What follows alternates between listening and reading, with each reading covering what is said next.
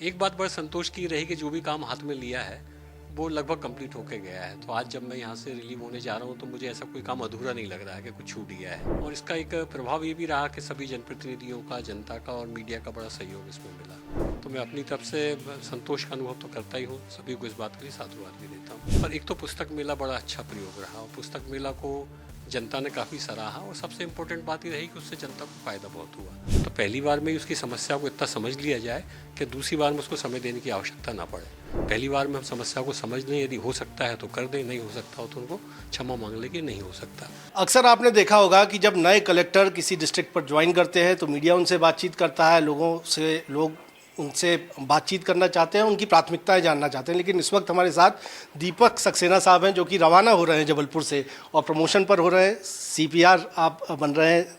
और लेकिन जो कार्यकाल सर आपका रहा है, बड़ी कार्रवाइयों की अगर हम बात करते हैं, स्कूल फ़ी को लेकर आपने बड़ी लोगों को राहत दिलाई, बड़े बड़े स्कैम पकड़े आपने, फूड और प्रोक्योरमेंट सिस्टम को फुल प्रूफ बनाने की कोशिश की। क्या कहेंगे सर इस कार्यकाल को लेकर जबलपुर? देखिए, मैं पौने 2 साल के आसपास लगभग कार्यकाल रहा है। बड़ा इवेंटफुल रहा। एक बात बड़ा संतोष की रही कि जो भी काम हाथ में लिया है वो लगभग कंप्लीट होके गया है। तो आज जब मैं यहाँ से रिलीव होने जा रहा हूँ तो मुझे ऐसा कोई काम अधूरा नहीं लग रहा है कि कुछ छूट गया है, कि जिसको आधा छोड़ के जा रहे हैं, किसी दूसरे कलेक्टर के लिए कर रहे हैं।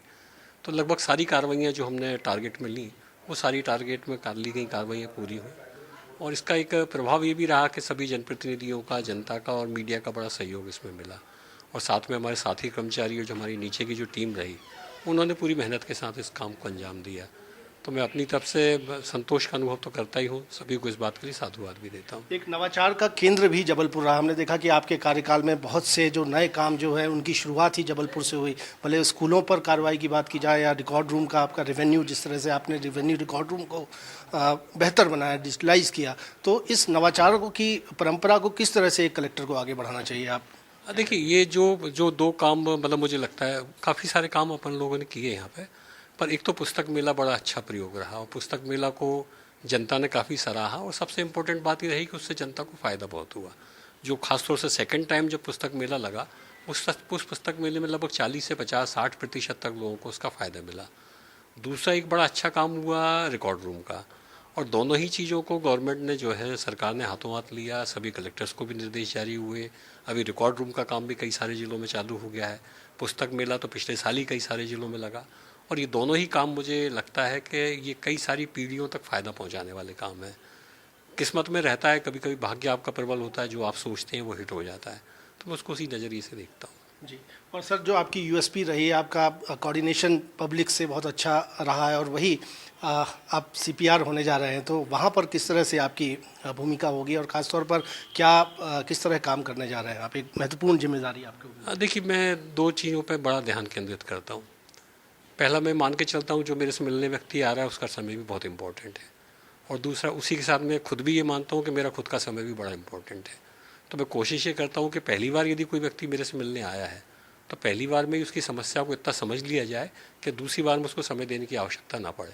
तो ना उनका समय खराब हो, ना हमारा समय खराब हो। पहली बार में हम समस्या को समझ लें, यदि हो सकता है तो कर दें, नहीं हो सकता हो तो उनको क्षमा मांग लें कि नहीं हो सकता। इसका फ़र्क बड़ा पड़ा, क्योंकि जो लोग फर्स्ट टाइम मिलने आए, हमने देखा कि भी काम हो सकता है, फिर हमने उसका तगड़ा फॉलो किया। TL में उसको दर्ज किया, रेगुलर बैठकें करी, हमने समक्ष में सुनवाई की भी व्यवस्था चालू की, जैसे फाइल लेके आइए, कंसर्निंग डिपार्टमेंट के लोग बैठते थे, कंसर्निंग जो एप्लीकेंट है वो बैठता था, उसी समय निर्णय होता था क्या करना है क्या नहीं करना। उसका धीरे धीरे करके प्रभाव पड़ा। विभागीय अधिकारियों में भी एक उत्तरदायित्व की भावना आई। उनको ये समझ में आया कि कभी कभी आपकी समक्ष सुनवाई भी हो जा सकती है। तो इसलिए पहले पढ़ने लग गए, वो पढ़ने लग गए, फिर समस्याएं हल होने लग गई, जनता को फ़ायदा मिलने लग गया, तो संवाद एक अच्छा कायम हुआ। जी, बहुत बहुत धन्यवाद। तो यही स्पष्टता और यही जो क्लियरिटी या सरलता की हम बात कर रहे हैं, उसकी वजह से दीपक सक्सेना जबलपुर के सर्वाधिक लोकप्रिय कलेक्टर्स में से एक हमेशा माने जाएंगे और एक बड़ी जिम्मेदारी आयुक्त जनसंपर्क की वो निभाने जा रहे हैं। और आज उन्होंने हमसे बातचीत करते हुए इस जबलपुर के कार्यकाल की यादों को ताज़ा किया। कैमरामैन सतीश सराठे के साथ विजेंद्र पांडे, IBC 24।